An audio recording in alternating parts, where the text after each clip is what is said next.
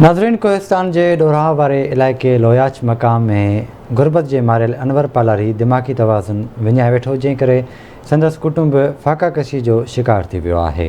Report करियो आहे असद पालारी।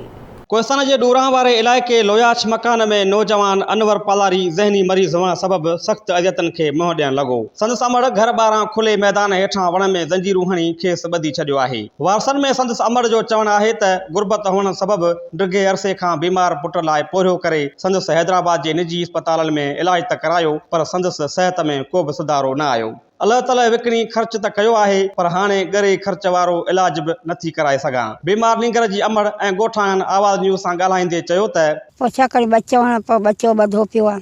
5 साल थी विया आहिनि जड़ा कर यको पियो आहे, अचे ॿधो पियो आहे। इलाज पई करां थोरो थोरो, पर कुझु कोन थो थिए।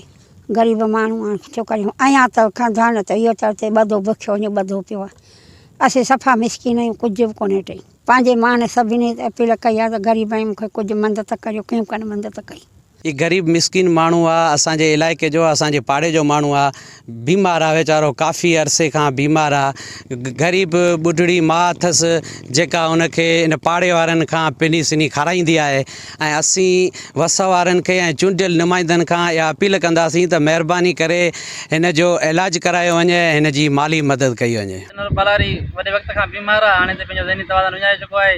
वस वारनि खे अपील आहे त हिन जो बराबरि नमूने इलाजु करायो वञे। असल वजह जेका आहे उहा हिन जी बेरोज़गारी आहे। बेरोज़गारी रोज़गार न मिलण जे करे हीउ साइको थी वियो आहे। उनखां पोइ वारसनि हिन खे ज़ंजीर में ॿधी छॾियो आहे। वस वारनि खां अपील आहे त हिन जो सही नमूने इलाजु करायो वञे ऐं हिन जे घर वारनि जी सार संभाल थी वञे।